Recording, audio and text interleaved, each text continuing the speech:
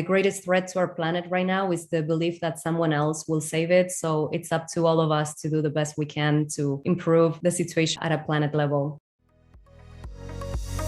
Welcome to Cleantech Forward, a Foresight podcast where we explore clean tech customers, capital, and Canada's path to net zero. Tune in to learn more about Canada's most exciting clean tech startups, industry success stories, investor insights, and academic initiatives as we accelerate the growth and impact of clean tech together. Welcome to Cleantech Forward. I'm Jeanette Jackson, CEO of Foresight Canada. Today on the podcast, I'm talking with Tatiana Estevez Carlucci, CEO and founder of Permalution. Tatiana and I are discussing her unique fog harvesting technology, drawing inspiration from nature, and how her experience in foresight and climate ventures Accelerate from Anywhere program has helped her in her entrepreneurial journey. This Cleantech Forward podcast is supported by Gowling WLG. A global leader in intellectual property law, Gowling WLG works alongside Canadian cleantech companies to develop IP strategies that maximize business opportunities and increase market share while protecting valuable innovation. From idea to investment to international expansion, Gowling WLG understands the potential of your intellectual property at every stage of growth. Visit gowlingwlg.com/cleantech to learn how they can support your business today. Tatiana, welcome to Cleantech Forward. Thank you very much, Jeanette. I'm very happy to be here. Before we dig into everything Permalution is up to, tell us a little bit about yourself. How did you get into this space? So actually, I would say that my earliest inspiration would have been my parents. They are both entrepreneurs, engineers, so I grew up with that. And on the other end, I have always been very drawn to tech or climate related solutions. So I would say that nature and technology are two passions of mine, and I have combined both of them. And that's a little bit where Permalution was born. Now at Foresight, we support over 300 Canadian clean tech companies a year. I used to, a few years ago, know every company, almost be able to pitch for them, sort of understanding the space and the problems that they're trying to solve. So when I was digging in preparation for our conversation today, it actually is something that I hadn't really thought of before. I mean, literally harvesting precipitation from fog. Where did that concept come from? Is it something that's already happening? It's so fascinating to me. Actually, it is very fascinating. It is a not so well-known fact about fog that it's as ancient as rainwater harvesting, but it's way less known because we need to know a few meteorological factors to have a successful project. Fog water harvesting goes back into the Andes region. That's where my mother is from. So there were the cloud people. I knew there were some native communities that back in the days in history have used fog and clouds as a main water source. And also in some regions where I knew before, for example, Colombia, they have less than 2% of the area that it's covered by fog, but that fog comprises almost 80% of the water source that they use in some countries. If clouds and fog, it's tons of water that pass above our heads, why don't we use it as well as a water source? That is incredible.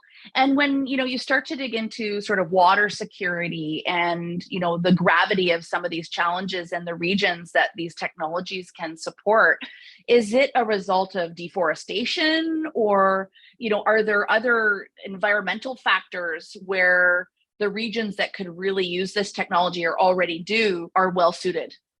So yes, at the moment, we are serving regions that are exposed to fog, either through elevation fog, which technically are clouds, or coastal fog. So those are the most frequent and most dense types of fog in the world. However, before the pandemic, we were working on cloud seed technology research. So that will allow us to build clouds almost anywhere in the world and just harvest them strategically. So we're retaking that research and development very soon, but that will allow us to reach other regions as well that are not currently in our radar. Did I hear that right? You are going to create micro ecosystems where you're generating the clouds and then pulling the water from the air? Correct. That is the formula. We're bringing fog and clouds almost anywhere in the world and strategically harvest them. Yes. That's so awesome. Permalution's technology is a form of biomimicry. What is biomimicry? So it is, let's say, the technical parts of our technology that have been inspired by nature. So we see nature as the best engineer that have tested and evolved its products over millions of years. So fog water harvesting research was born through ecosystems that are the driest in the world, where not even a drop of rain falls during the year, and still this ecosystem thrive because they are exposed to fog. So that's a little bit how we started also realizing these regions that we are serving. In terms of biomimicry, conifers and redwoods, they are so tall because they irrigate on fog. So right now we're doing a little bit the work that trees would do to re-establish this water source back into the local atmosphere that otherwise, different than rain, if we don't collect the fog, it goes back into the atmosphere through temperature change and lost from the local hydric cycle. Nowadays, there's less than 3% of the tree masses that initially do that job of reintroducing the fog back into the local hydric cycle. So that's a little bit what we're doing as well. It's just incredible to me. I'm just imagining these micro ecosystems in, again, water deprived regions where you're setting up and creating these clouds. And it just sounds like a real experience. When you think back on your entrepreneurial journey, and a little bit about me, I know we haven't connected as much as we could have before, but I'm a serial entrepreneur and I'm always fascinated in terms of looking at problems, finding solutions, and spearheading. How do you get all of the stakeholders, and whether it's consumers or customers, investors and industry to think about, what these problems are and how we can work together to solve it. Was there a moment in your journey where you realized that Permalution was an opportunity? Was there a defining moment where you were, out in a community on a hike or traveling or at school working with other folks, or part of the work that you've done at Tech Hero, building that community? Like, was there a defining moment where you were defining what Permalution was going to become?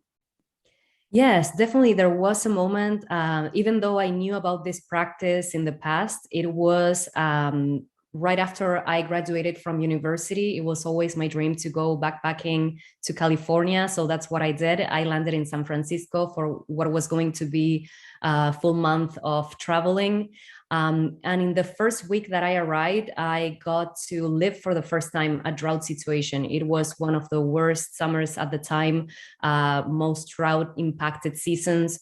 And it was shocking for me to learn all the impacts the drought was having. It was shocking for me to learn that the drought had cost the US over $250 billion. So I was at the time where I was staying in San Francisco, looking outside the window with these heavy thoughts, and I couldn't see anything because of the fog. And that's where the idea hit me. It's like, technically, again, why are we not using this source of water? It's tons of liters of water that pass above our heads. And that's where we got into the Cleantech Open and then Singularity University. And I finally spent almost a full year in San Francisco developing this technology with the help of amazing partners. And here we are right now. But I would say that was definitely the decisive point where I saw the opportunity for Permalution. I mean, that's going to be a memory and a defining moment, I'm for sure, for Permalution's story and the team story, moving forward. Where are you guys today in terms of technology deployment and readiness? And are you looking for more investors? What stage are you at? So at the moment, yes, we are commercializing our technology. We have sold our 3 largest projects this year. And now we are looking to produce from 15 to 30 units per month. Right now, it's me and my colleagues in our garage building these modules that we're selling for different projects and applications. So we're positioning ourselves for large-scale production and for full commercialization. We're leaving the R&D stage behind at the moment. So that's that's a little bit where we are. Yes, we are looking for investors, for funding. I don't know if it's the right place for call to action, but yes, definitely reach out to us if you're an investor in the climate adaptation, clean tech, water tech industry. And yes, that is where we're going. We want to position ourselves as a main point of reference for fog and cloud water collection technology around the world. There are a lot of conversations right now about, women leaders and being a female CEO. Are there specific challenges or obstacles that you faced on your journey so far that you would allocate to gender as opposed to just being a strong businesswoman ready to take the world over? Yes, I would say I do have a few experiences that have happened. I would say in terms of being a woman founder in a clean tech startup, sometimes people assume it's a student project or they ask, where is the boss? So they might not be used to seeing this image of a CEO, but it's changing a lot. And wherever they think sometimes that we are a student project, we try to get student discounts. So we make the best out of the situation. But besides that, I would say, yes, there have been some challenges in terms of the credibility. We have to work harder to prove that we have the technical level and the professionalism that they would expect from other types of CEO that perhaps don't look like us. But still, we manage and we make the best out of these challenges to capitalize them for our growth. When you think about the organization that you're building, 3, 5, 10 years out from today, what does it look like? Do you have a vision in mind? And can you share that with the audience today? Yes, I would say that here, 5 years from now, we definitely see ourselves, yes, achieving our large-scale productions and our sales projections. We also see ourselves positioning fog and cloud water harvesting technology around the world, democratizing a new water source, and putting Canada and Quebec as a main point of reference for this type of technology and innovation. So I would say those are the main goals. And I would say also in the next 5 years, we're looking to transition into a water service utility provider. So that will transition our business model a little bit as well. But it's something that we're looking to achieve also. Business models are such a critical decision when it comes to, the pace of adoption and how you can get more customers to buy more quickly. So I always love a good business model discussion. If you were to give advice to new entrepreneurs following in your footsteps, what advice would you give them? So the advice that I would give to other entrepreneurs is embrace change and uncertainty because it's going to be part of the day-to-day. Face your fears. We need to keep improving ourselves and becoming better. And sometimes it involves also looking at things we don't want to look at a professional and personal level. Always keep learning, keep improving. I love also the phrase, what got you here will not get you there. So that's another tip I would give to entrepreneurs. And of course, do not be afraid of failure. Like they say, failing is the new winning. So embrace that as well. I think that's going to be a tagline. Failing is the new winning. You have to fail to learn from your mistakes and help you to be stronger, more resilient, and of course, better moving forward. Correct. Yes. So thinking back, over the last year, you've worked with a few different accelerators. You were part of Earth Tech, and you mentioned a few other things. How has the accelerator community helped you get to where you are today? The accelerator community has provided a measurable value to us through accompanying us in our full process of R&D, pre-commercialization, positioning ourselves, discovering new markets and new segments that we were not looking into, our pivots, and having this opportunity, as they say, to stand in the shoulders of giants and have their experience and their feedback has been very great and very much appreciated. The exposure we have been getting also from these programs has been super helpful as well. We connected with main actors in the clean tech, in the investment scenario as well. We have been learning a lot. So I would say they have been key for us to be where we are right now. A lot of these programs are all about the network and executive and resident supports. Are there specific EIRs and mentors who have helped get you where you are today?